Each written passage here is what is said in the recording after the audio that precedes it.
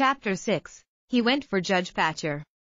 Well, pretty soon the old man was up and around again, and then he went for Judge Thatcher in the courts to make him give up that money.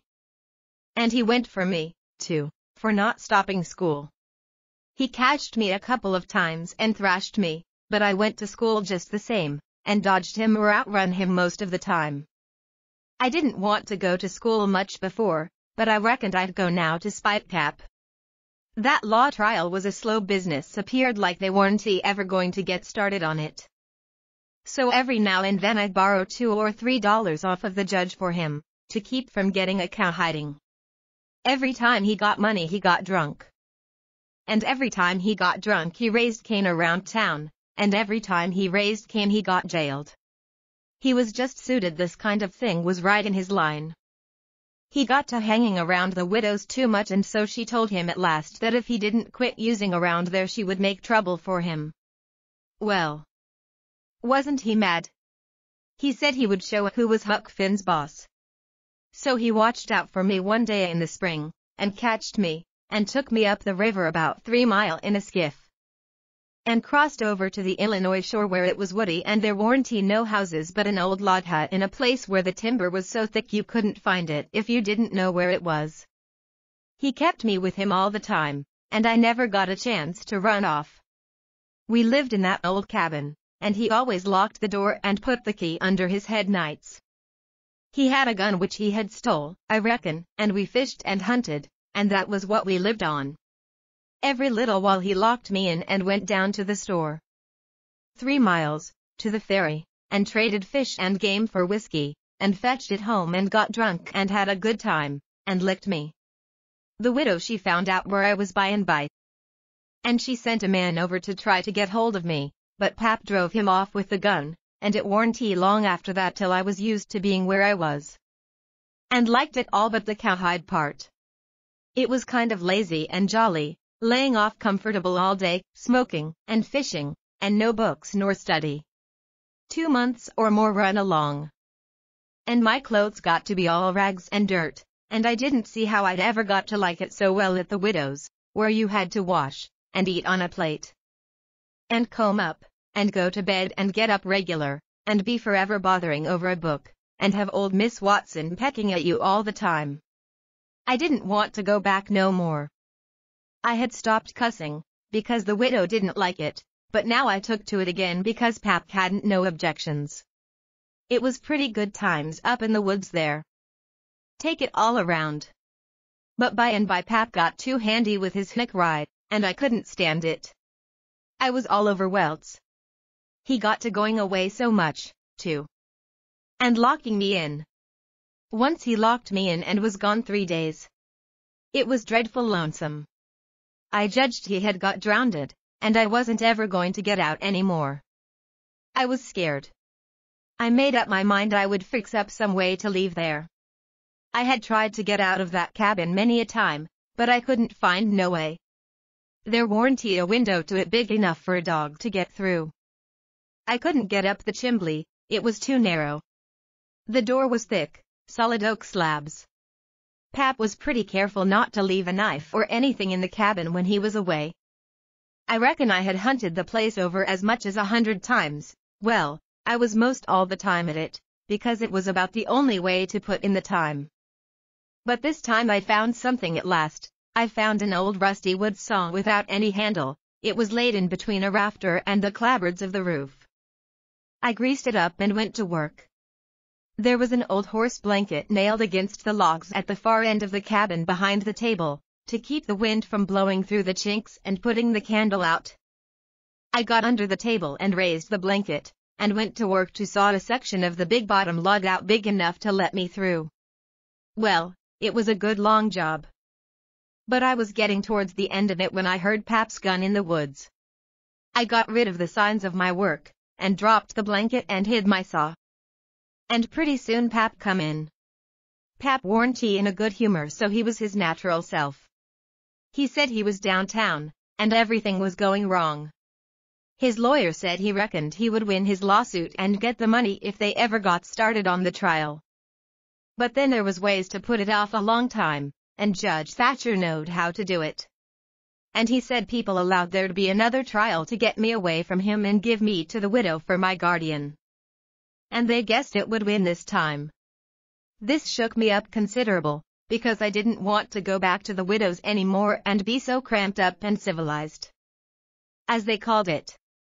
Then the old man got to cussing, and cussed at everything and everybody he could think of, and then cussed them all over again to make sure he hadn't skipped any. And after that he polished off with a kind of a general cuss all around, including a considerable parcel of people which he didn't know the names of, and so called them what's his name when he got to them. And went right along with his cussing. He said he would like to see the widow get me. He said he would watch out, and if they tried to come any such game on him he knowed of a place 6 or 7 miles off to stow me in, where they might hunt till they dropped and they couldn't find me. That made me pretty uneasy again, but only for a minute. I reckoned I wouldn't stay on hand till he got that chance. The old man made me go to the skiff and fetch the things he had got.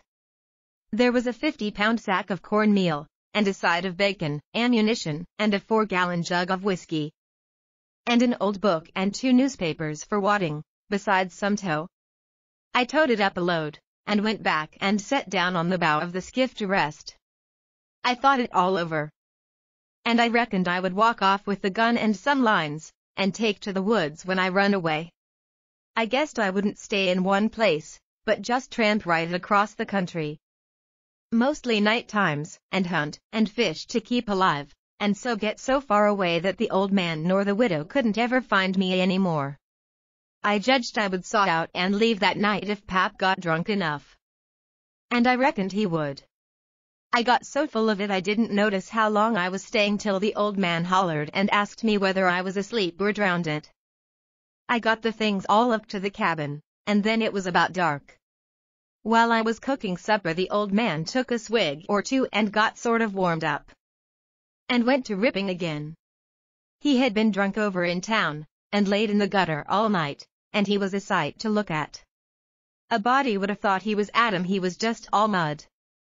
Whenever his liquor begun to work he most always went for the government. This time he says, "Call this a government?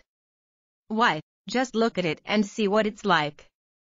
Here's the law standing ready to take a man's son away from him, a man's own son, which he has had all the trouble and all the anxiety and all the expense of raising.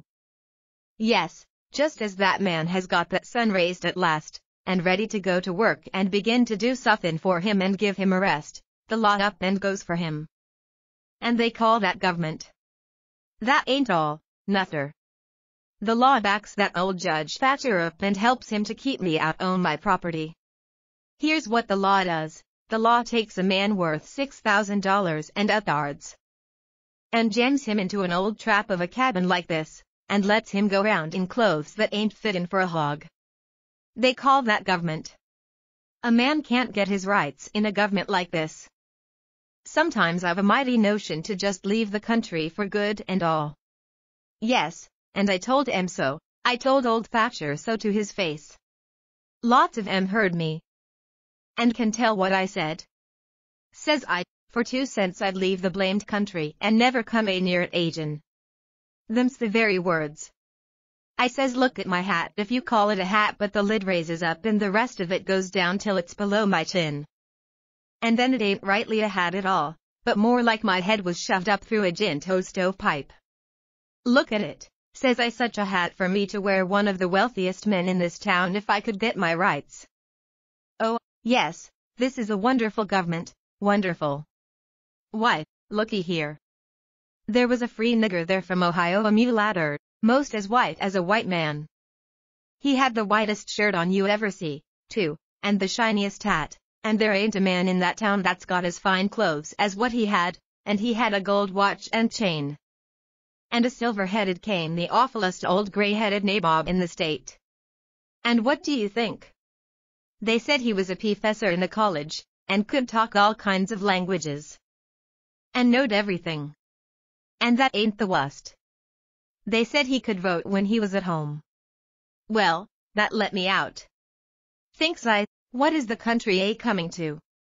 It was 'lection day, and I was just about to go and vote myself if I warn't too drunk to get there, but when they told me there was a state in this country where they'd let that nigger vote, I drawed out. I says I'll never vote agin. Them's the very words I said. They all heard me, and the country may rot for all me, I'll never vote agin as long as I live. And to see the cool way of that nigger, why, he wouldn't give me the road if I hadn't shoved him out o' the way. I says to the people, why ain't this nigger put up at auction and sold? That's what I want to know. And what do you reckon they said?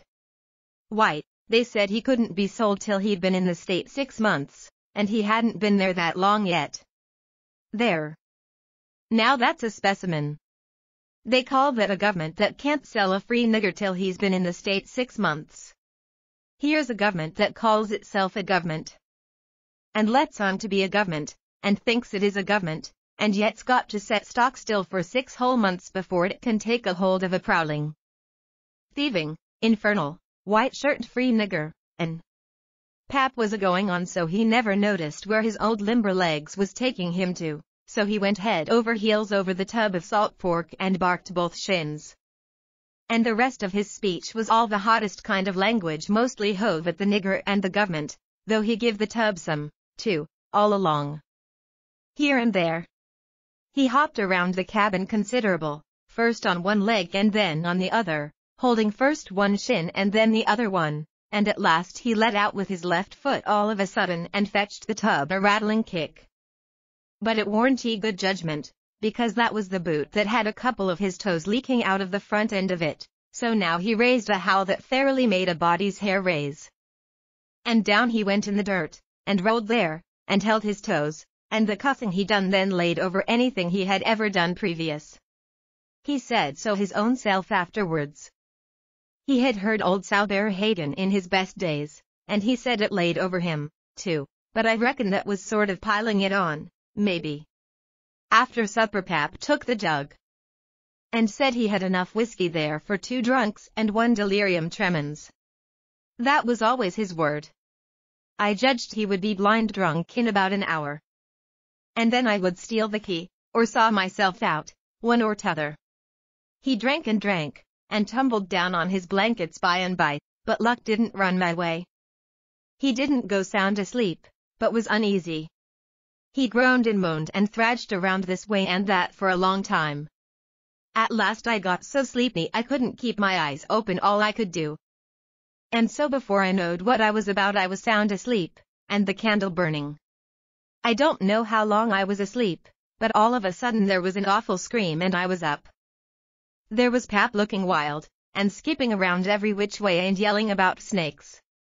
He said they was crawling up his legs, and then he would give a jump and scream, and say one had bit him on the cheek, but I couldn't see no snakes. He started and run round and round the cabin, hollering, "Take him off! Take him off! He's biting me on the neck!" I never see a man look so wild in the eyes. Pretty soon he was all fagged out, and fell down panting. Then he rolled over and over wonderful fast, kicking things every which way, and striking and grabbing at the air with his hands, and screaming and saying there was devils a hold of him. He wore out by and by, and laid still a while, moaning. Then he laid stiller, and didn't make a sound. I could hear the owls and the wolves away off in the woods, and it seemed terrible still. He was laying over by the corner. By and by he raised up part way and listened, with his head to one side. He says, very low, "Tramp, tramp, tramp, that's the dead, tramp, tramp, tramp, they're coming after me, but I won't go. Oh, they're here. Don't touch me, don't. Hands off, they're cold, let go. Oh, let a poor devil alone." Then he went down on all fours and crawled off, begging them to let him alone, and he rolled himself up in his blanket and wallowed in under the old pine table, still a-begging, and then he went to crying. I could hear him through the blanket. By and by he rolled out and jumped up on his feet looking wild, and he see me and went for me. He chased me round and round the place with a clasp knife, calling me the angel of death, and saying he would kill me, and then I couldn't come for him no more. I begged, and told him I was only Huck, but he laughed such a screechy laugh, and roared and cussed, and kept on chasing me up. Once when I turned short and dodged under his arm, he made a grab and got me by the jacket between my shoulders. And I thought I was gone, but I slid out of the jacket quick as lightning, and saved myself. Pretty soon he was all tired out, and dropped down with his back against the door, and said he would rest a minute and then kill me. He put his knife under him, and said he would sleep and get strong, and then he would see who was who. So he dozed off pretty soon. By and by I got the old split-bottom chair and clumb up as easy as I could, not to make any noise, and got down the gun. I slipped the ramrod down it to make sure it was loaded. Then I laid it across the turnip barrel, pointing towards Pap, and sat down behind it to wait for him to stir. And how slow and still the time did drag along.